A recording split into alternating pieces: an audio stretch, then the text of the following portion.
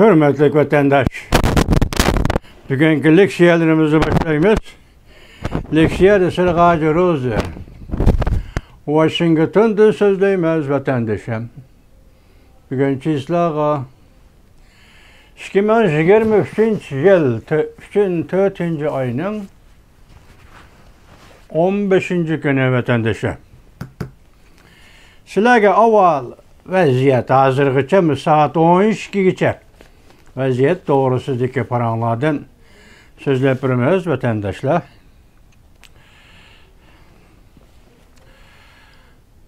Bugün vaziyet mındaq.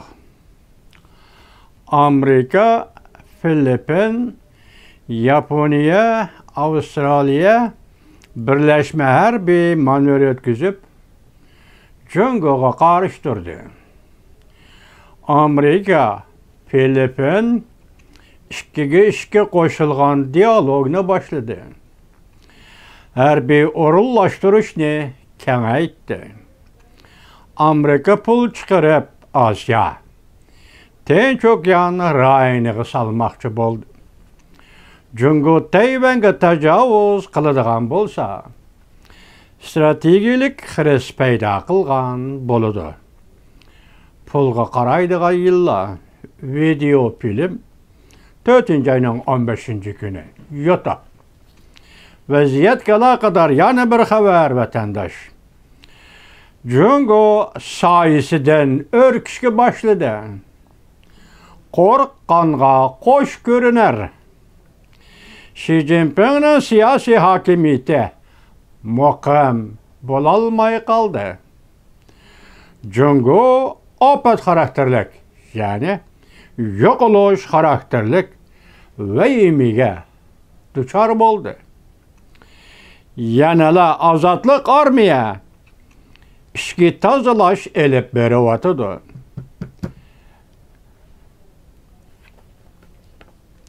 Azatlık armiya işki tazalaş elip berivatıdı.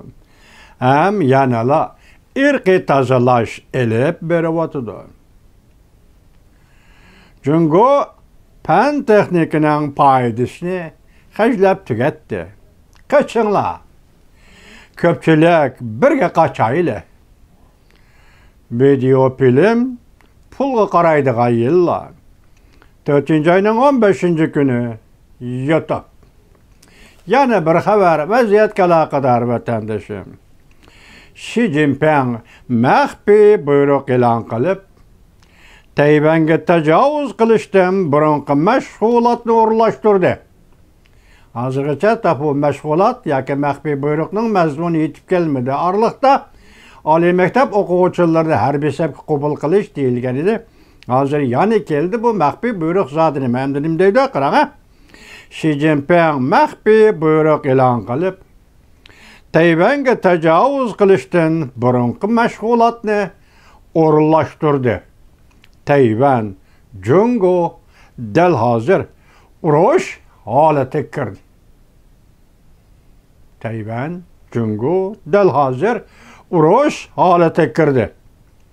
Siyaset, iqtisad, aldığın sepi, video film. 2023 yıl 4. ayının 15. günü YouTube. Endi bu siyaset, iqtisad, aldığın sepi. Bu tor video film işleş kanalı da bugün bu leksiyani sözlügelle. Tanjung Ivan obzorchi mesela arada bir qancha qitim algan edim ismini. Anandan keyin Xitoy tilida Xitoyning dangliq obzorchisi Chen Shaoning. Anandan keyin andanaliqi Jampong Shiko degan qatnashdi bu ikinci qatimda. Mushu kishilar andan keyin Zhang Tianlang. Zhang Tianlang degan bu Yaponiyadagi professor, u qatnashdi bu munozirga. Demakchi ular dediki hozir nima Jungo bilan Tayvan dal urush holatiga kirdi deydi. Bu sizlarga so'zlaydigan leksiyalarimiz vatandoshim. Buning ichidagi eng muhimi qaysi? Eng oxirgi masalan Tayvan Jungo dal hozir urush holatiga kirdi. Men turgan sizlarga leksiya so'zlab yana sizlar bilan birlikda söz degan muhokama temamizda nima dedik? Sen nima ish qilding shu vaqtda Afg'oniston to'g'risida siyosat chiqarib qolding? Afg'oniston to'g'risida chiqargan siyosatda Afg'oniston to'g'risida so'zda nima ish qilding? Uyg'urlarni qo'shib olding. 4-6 shinama moddasida Uyg'urlarni nima ish qo'shib olding? Maqsading nima? Bugun mana oshkora bo'ldi, Tayvan jungo urush oldiga kiribdi. Iroq g'arbga yoki mustamlik Uyg'uristondagi Afg'oniston chegarasi nima ish bo'ladi jungolar qapandi? Hozir maxfiy buyruq bilan urushdan burungi mashg'ulotni o'rinlashtirdi harbiy ishlar komiteti Beijingning deyilibdi. Xo'sh, undaqda Tayvan tarafga nima harbiy ishlar komiteti Tayvan tarafga nima mashg'ulot o'rinlashtirdi? Uyg'uriston, mustamlik Uyg'uriston Afg'oniston tarafga, ya'ni O'rta Osiyo tarafga nima mashg'ulot o'rinlashtirdi, bu ma'lum emas. Lekin bugungi vaziyatning jiddiyligi bilan qo'shib qaraganda sen Tayvan bo'g'izida nima ish qilmoqchi? Biz tuning so'zimiz yana bir takrorlab o'taylik. Mustamlik Uyg'uriston Afg'oniston chegarasi nima ish qilmoqchi? Nima ish dal mushuvaytsa, mushu paytda Tayvanga hujum qilish orqasida yoki Tayvanga urush holatiga kelgan holatda mushunaq bir paytda Afg'onistonni tilga olib qolding, nima ish Uyg'urlarni tilga olib qolding? Yetarlik bo'lmadimi? Jazo lageri, maxfiy o'ltirish, och qo'yib o'ltirish, qiynab o'ltirish, yana boshqa o'ltirish shakllarida Uyg'urlarni o'ltirish, qirg'in qilish, yana boshda aytibdi, ana pul qaraydigan yerlar nima debdi? Ozodlik armiya. Ishki jihat tozalashga boshladi. Yani ishki jihat tozalashga boshlagan armiyaning ishki qismini tozalashga boshladi. Yana bir tor betida kelishdi nima debdi? 10 nafar generalning ishida 9 nafar general jungoda Tayvanga urush qilishga qarshi turdi ekan vatandosh. Demak, bundaq ahvolasi tozalash keldi. Tunigan sizlarga so'zlagan nima dedik? Liu Yajo. Bu marshalmi, generalmi bu kishining degan gapi ishga g'izdi gap. Biri armiyaning huquqini davlat huquqiga aylantirish yoki davlat boshqarishiga topshirish. Ikkinchisi Xinjiangdagi bostirishni to'xtatish yoki zo'ravonlik bilan boshqarishni to'xtatish, mo'tadil boshqarishga o'tish. Mushtaklashlarni beribdi. Demak, marshal darajali generali Jungoning rais Xi Jinping shuni beribdi. Rais Xi Jinping balki mushuning uchun Liyao'ni o'lim jazosi kechiktirib yoki Tayvanga urush ochma, urush qilmaymiz Tayvan bilan deganligi uchun kechiktirib hukm e'lon qilib o'zining general yoki marshal darajali xodimiga mushu muomala qilgan bo'lsa, hozir qaraymizki, vatandashim, Tayvan bo'g'oziga urush qilish bir jur'at yo'q. Bundaq jur'at degan oson yerdan kelmaydi. Bundaq jur'at degan oson erkakning vujudida bo'lmaydi vatandosh. Tayvanga hujum qiladi, Janubiy dengizning yo'li butunlay taqiladi, etiladi.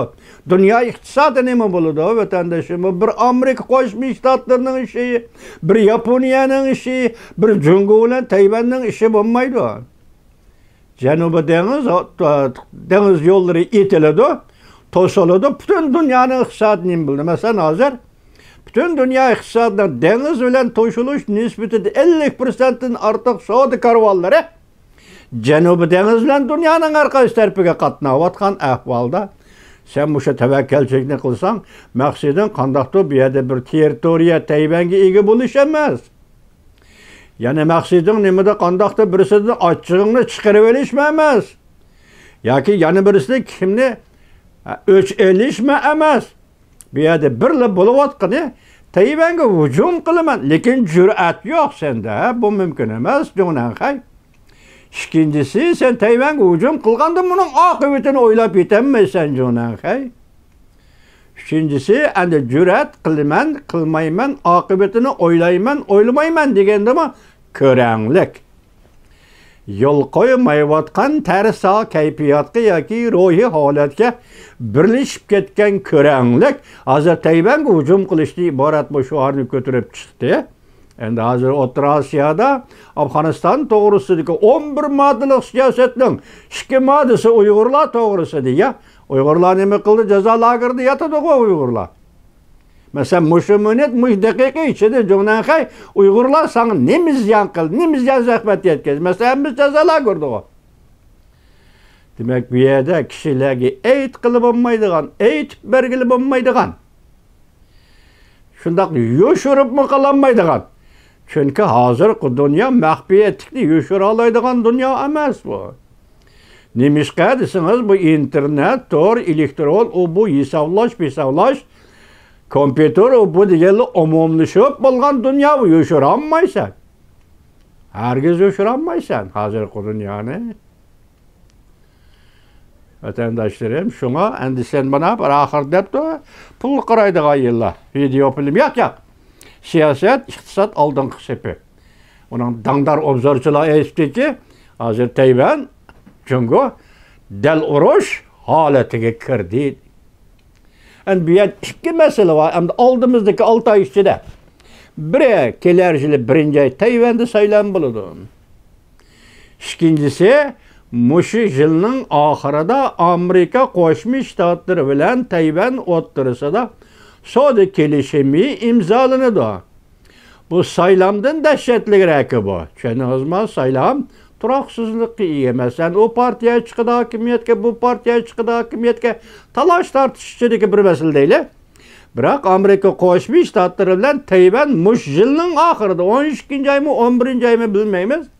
Ning oxirida savdo kelishimi imzolaydi deganlik Tayvanga mertebe jihatdan davlat statusi yoki davlat darajalik mertebe berganlik bo'lib hisoblanadi. Shuning uchun bugun 4-oy, 5-oy Cumhuriyet Partiyasi armiyasi Tayvan bilan o'tirdagi munosabatda urush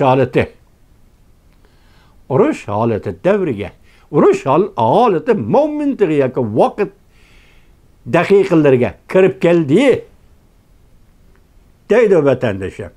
Ma bugungi sizlarga so'zlaydigan vaziyatimiz vatandaş.